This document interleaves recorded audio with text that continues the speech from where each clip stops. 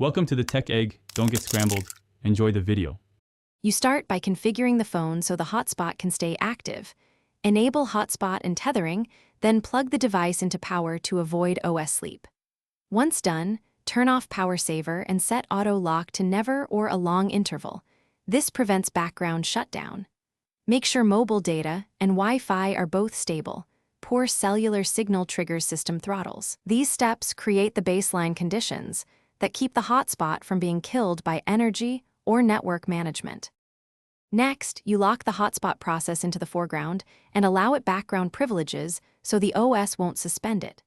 Whitelist the tethering app in battery optimization and grant background data.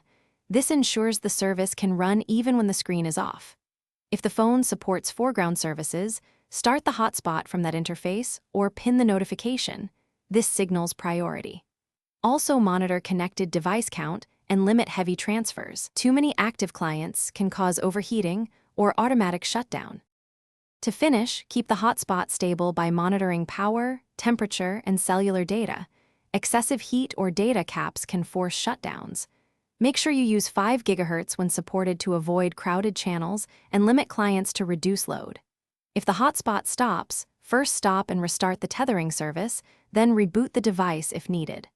One key troubleshooting tip: if it repeatedly dies, check battery optimization logs and remove hotspot from optimized apps. Many times the OS. Thanks for watching. Consider subscribing if I helped unscramble your problems.